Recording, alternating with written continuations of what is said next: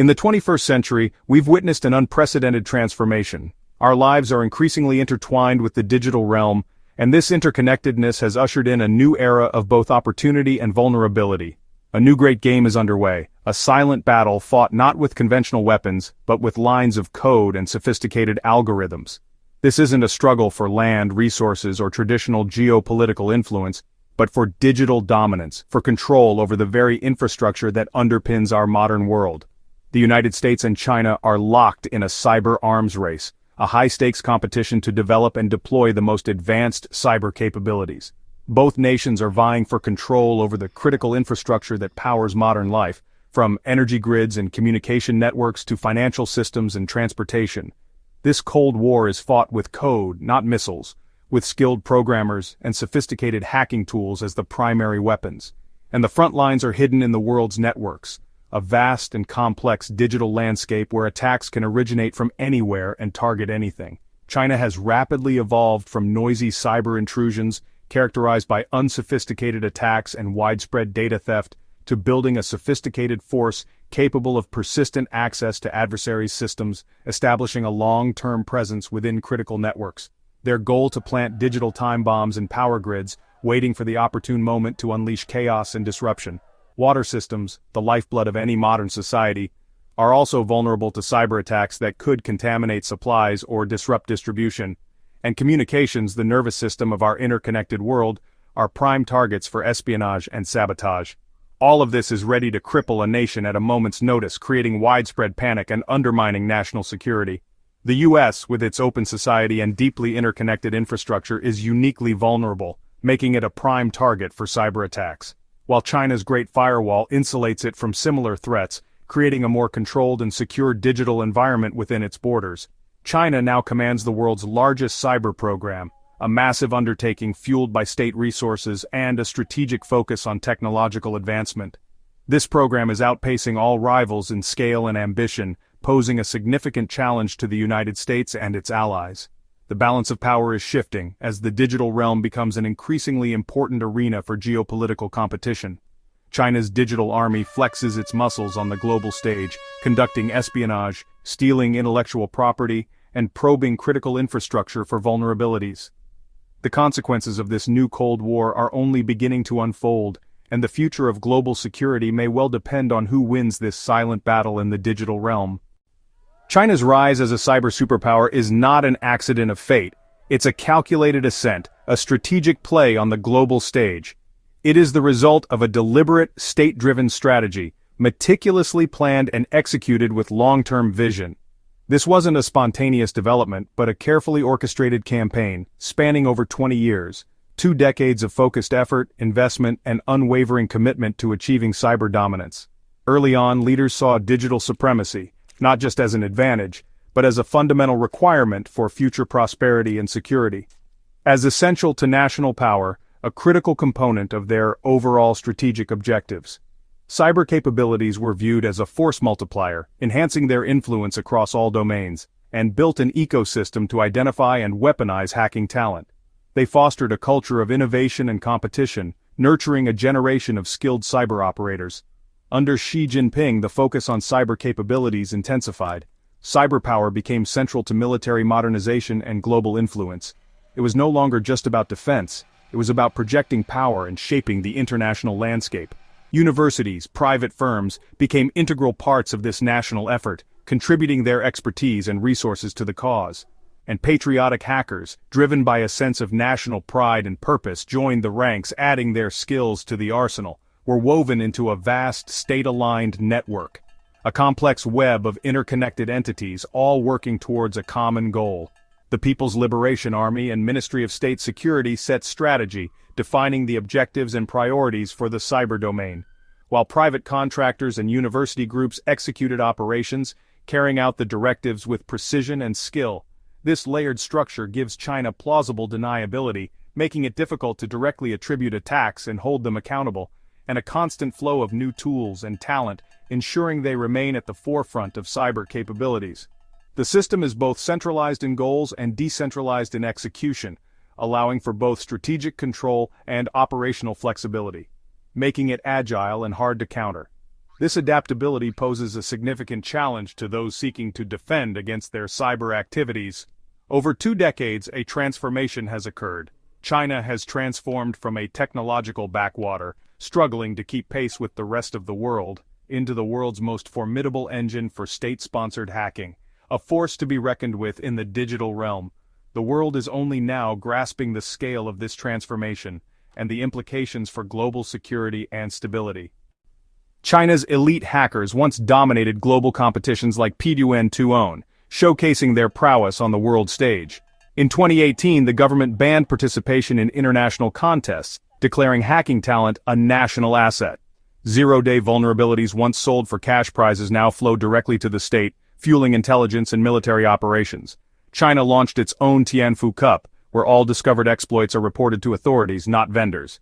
This shift turned hacking competitions into a pipeline for state-controlled digital weapons. Vulnerabilities that might have been patched are now hoarded and operationalized. For example, iPhone exploits from Tianfu Cup were reportedly used to surveil Uyghur populations. Hacking contests have become a critical part of China's surveillance and cyber warfare apparatus. The domestication of hacking has transformed a global sport into a state-run factory for cyber weapons. In 2021, China enacted a sweeping law, a significant piece of legislation with far-reaching implications for cybersecurity and technology companies operating within its borders. This law marked a turning point in how vulnerabilities are handled and reported, requiring anyone who discovers a software vulnerability, whether they are cybersecurity researchers, tech employees, or even private citizens, to report it to the government within 48 hours. This creates a very tight window for reporting and potentially limits independent analysis. Disclosure to foreign entities or the public is forbidden, effectively silencing independent security research and analysis outside of state control, until the state is notified. This gives the Chinese government exclusive first access to critical vulnerability information. This law turns China's entire tech sector, from established giants to innovative startups, into an extension of state intelligence, blurring the lines between private enterprise and national security apparatus. Unlike the West, where disclosure norms prioritize public defense, allowing for open discussion and collaborative solutions, China's system prioritizes government advantage, potentially at the expense of global cybersecurity. The state gets a head start to weaponize vulnerabilities, developing exploits and offensive capabilities before the world even knows they exist, creating a significant imbalance in cyber defense. Every company in China, domestic or foreign, operating within its jurisdiction, is now a potential source of intelligence for the government, whether they are aware of it or not. The law systematizes the acquisition of 0 days, making it a core function of the state, creating a reliable pipeline for cyber weapons and bolstering its offensive cyber capabilities. Private innovation is nationalized, with the state reaping the benefits of discoveries made by private companies, fueling the Communist Party's cyber ambitions and solidifying its position in the global cyber landscape. This legal framework gives China, a significant and arguably unfair, a formidable edge in the global cyber race, raising serious questions about international cybersecurity norms and practices. China's cyber army is built on a vast talent pipeline, starting in classrooms and ending in state intelligence. Universities offer specialized cybersecurity programs, closely linked to military and intelligence agencies. State-sponsored hacking competitions like the Wangding Cup attract tens of thousands and serve as recruitment grounds. Top performers are offered prestigious careers serving the state, making hacking a path to stability and status. The government has rebranded hacking as digital patriotism, channeling ambition into national service. This system produces a steady stream of skilled graduates, constantly refreshing China's cyber force. The result, a massive, ever-evolving cyber army unmatched by any other nation. China's human-powered assembly line for digital warfare ensures its long-term advantage. The 2024 iSoon leaks exposed the inner workings of China's hacker-for-hire industry. Internal documents revealed private firms like iSoon as key suppliers for government agencies, from national intelligence to local police.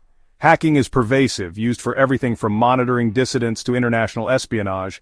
Chat logs showed contract hackers as ordinary office workers, breaking into networks as part of their daily routine. The leaks confirmed a mature, commercialized industry where hacking services are productized and sold to the highest government bidder. Beijing's denials were undercut by overwhelming evidence of state integration with private enterprise. U.S. indictments linked iSoon to a global hacking campaign spanning 14 years. The leaks revealed the bureaucratic engine behind China's massive cyber operations. China's cyber threat became real with the discovery of Volt Typhoon and Salt Typhoon, campaigns targeting U.S. critical infrastructure. Volt Typhoon infiltrated communications, energy, and water systems, especially in Guam, pre-positioning assets for potential disruption. Using living-off-the-land techniques, hackers blended in with normal network activity, maintaining stealthy long-term access. The goal: to prepare to degrade or destroy civilian infrastructure in a conflict, crippling U.S. military response. Salt Typhoon targeted telecom giants and government agencies, stealing vast troves of call data. Both groups demonstrated patience, sophistication, and a focus on long-term access. These campaigns reveal a coordinated effort to penetrate foundational U.S. systems, not just for espionage, but as preparation for confrontation. The threat is no longer theoretical, it's a strategic reality. China's cyber strategy turns digital threats into potential physical catastrophes. Attacks on power grids or water systems could plunge cities into chaos, disrupt hospitals, and poison supplies. Modern societies are interconnected. A single attack can trigger cascading failures across sectors. The resulting chaos could paralyze a nation's response and undermine public trust. China's Belt and Road Initiative extends this risk globally, embedding potential backdoors in infrastructure projects. The iSoon leaks show dozens of countries are targets, not just the U.S. China's cyber army gives Beijing a powerful asymmetric weapon to coerce or paralyze adversaries without firing a shot. The world faces an urgent task, defending against an invisible, persistent, and potentially devastating threat. The U.S. and its allies are scrambling to counter China's cyber onslaught, but total prevention is impossible. The focus has shifted to resilience, hardening systems, improving detection, and preparing rapid responses. Diplomatically, the West pushes for international norms, but China's strategy is built on violating them. Governments are investing in cybersecurity, sharing intelligence, and warning critical infrastructure operators. The U.S. also conducts offensive cyber operations, creating a dangerous cycle of escalation. The risk of miscalculation grows as both sides probe and position digital weapons. The open nature of the internet makes it an ideal battleground for China, which shields itself behind its firewall. The race may seem unwinnable, but ceding the digital high ground is not an option for democracies.